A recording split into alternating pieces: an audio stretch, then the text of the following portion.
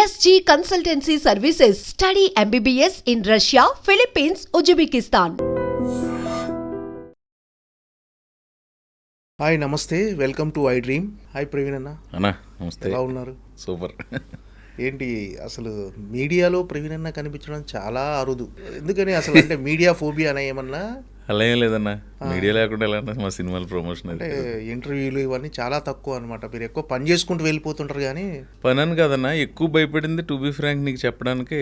నీ ఇంటర్వ్యూ వెళ్ళిన తర్వాత యూట్యూబ్లో చిన్న చిన్న క్లిప్లు కట్ చేసి థంబ్నెయిల్స్ పెడతారు కదన్నా. ఓకే, అవి చాలా దారుణంగా ఉంటాయండి. అవి ఎవరు పెడతారో నాకు తెలియదు, కానీ దానికి భయపడి ఇంతకాలం యూట్యూబ్ ఇంటర్వ్యూలు ఇవ్వలేదన్నా. ఓకే. సో ఇవాళ నీకు నాకు పెద్ద వాళ్ళు అడిగితే కూడా సార్ మీకు దండం పెడతా, ఇది పరిస్థితి. ఎందుకంటే ఆ థంబ్నెయిల్స్ ఎంత దారుణంగా పెడతారంటే మీకు తెలియదు కదా, మళ్ళీ అవి రిపీట్ చేసుకుని ఆ టాపిక్ని మళ్ళీ రిపీట్ చేయడం నాకు ఇష్టం లేదు. కానీ దానివల్ల ఎక్కడి నుంచో ఊరి నుంచి ఫోన్ చేసి ఏంటి ఇదంట కదా అని అడుగుతుంటే ప్రశాంతంగా ఉన్న జీవితంలోకి ఆ ఫోన్లు వచ్చి ఎంత డిస్టర్బ్ చేస్తాయి. అంటే ఆ థంబ్నెయిల్స్ పెట్టే వాళ్ళకి ఎంత అంటే మరి ఏ రకమైన లాభం ఉందో నాకు తెలియదు. కానీ మీకు వచ్చే లాభం కంటే మేము సఫర్ అయ్యేది ఎక్కువ ఉంటుంది. అదైతే వాళ్ళకి చెప్పాలనుకున్నాను నేను. Okay okay. అంటే ఇంటర్వ్యూలు ఇవ్వకపోయినా మీరు ఎక్కడైనా ఈవెంట్కి వచ్చినా అవి థంబ్నెయిల్స్లో వెళ్ళిపోతుంటాయి, థంబ్నెయిల్లా పెట్టేస్తుంటారు ఎక్కువ అన్న. ఇప్పుడు నేను ఉన్నానన్నా, పెద్దోళ్ళు ఎవరో మాట్లాడితే ఇప్పుడు మనకు ఒక విషయం తెలియాలంటే ఎవరైనా చెప్పాలి ఆర్ ఎక్కడైనా చదవాలి. ఓకే. మనం అంత జీవిత సారాన్ని ఏమి కాచి పడిపోవచ్చు అని చెప్పడానికి ఇంకా టైం ఉంది. చెప్పే వయసు వచ్చినప్పుడు చెప్దాం. పెద్దోళ్ళు చెప్పింది వింటూ ఉంటాను, నేను ఎక్కువ వింటాను. అందుకే మన ఆడియో ఫంక్షన్లో కూడా ఎక్కువ థ్యాంక్స్ చెప్పేసి సినిమా ఆశీర్వదించడానికి అంతవరకే మాడతాను నేను పెద్దగా. కానీ ఈ ఇంటర్వ్యూ విషయంలో మాత్రం మీరు అలా సఫర్ అవ్వకుండా, రాంగ్ థంబ్నెయిల్ వెళ్ళకుండా 100% థ్యాంక్ యూ సో మచ్. మీరు లోపల ఏది మాట్లాడారో అదే ఉంటుంది ఖచ్చితంగా థంబ్నెయిల్. ఏంటి భయ్య, ఎలా ఉంది జర్నీ? బాగానే ఉందన్న.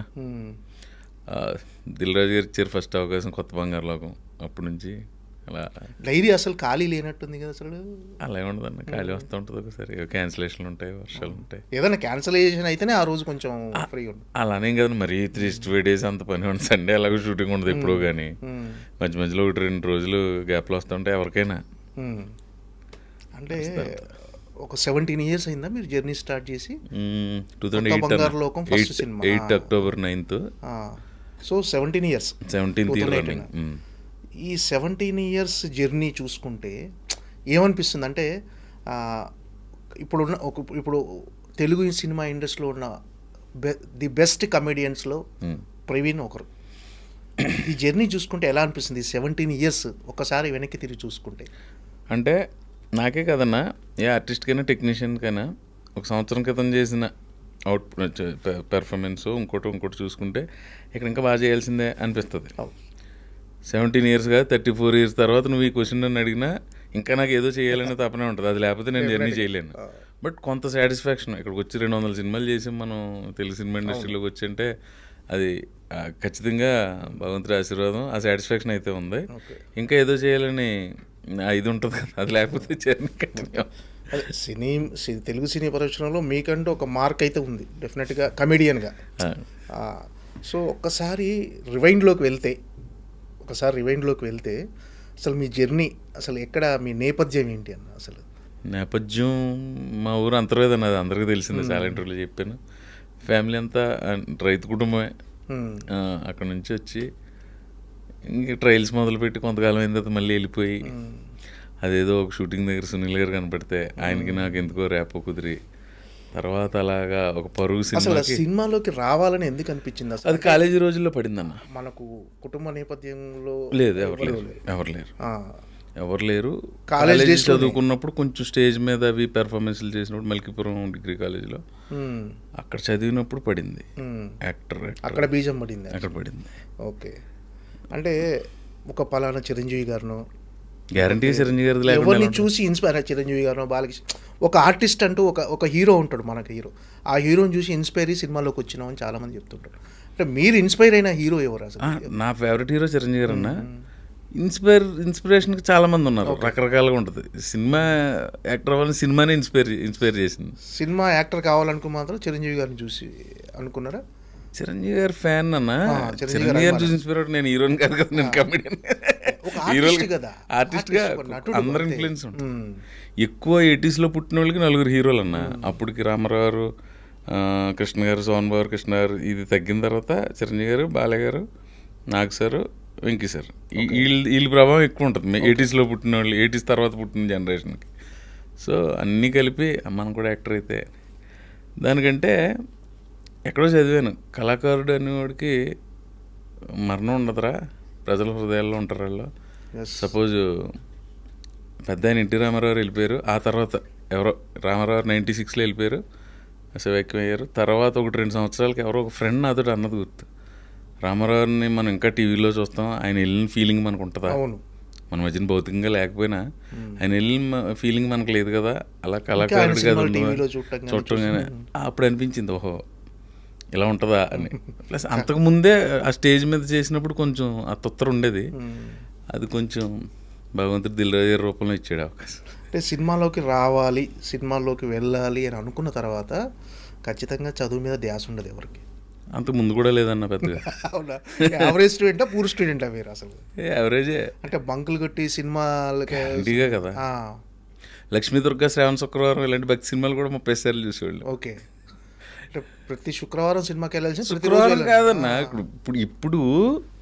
ఇప్పుడు థియేటర్స్ పెరిగిపోయినాయి. ఇప్పుడు ఈస్ట్ గోదావరి అంటే రిలీజ్ సెంటర్లో కాకినాడ, రాజమండ్రి, అమలాపురం వరకు ఉండేది. తర్వాత ఏదో తాటిపాకని కొంచెం ఎక్కడో రావులపాలెం లాంటిది ఎక్కడో వేసేవారు.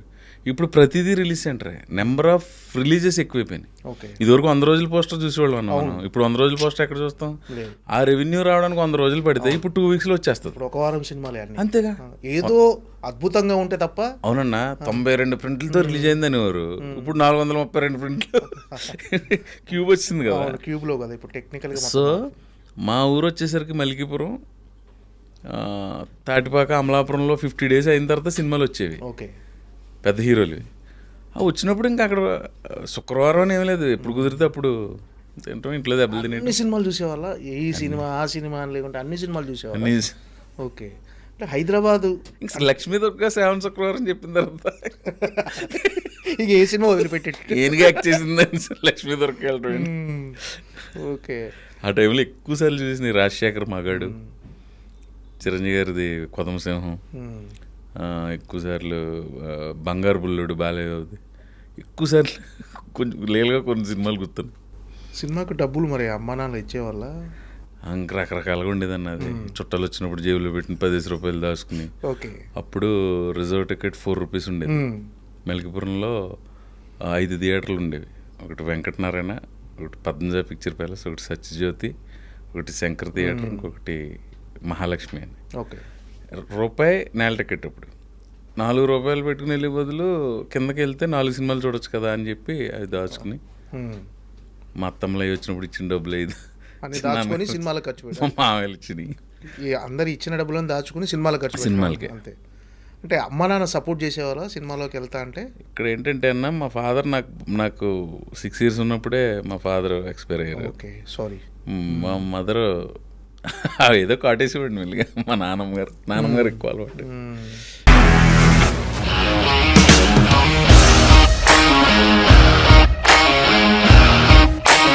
ఇండస్ట్రీలో కమిట్మెంట్ ఇష్యూస్ వస్తే నీకు కూడా వచ్చినట్టు? మార్నింగ్ తీసుకెళ్ళాలంటే కొద్ది పడేసారు.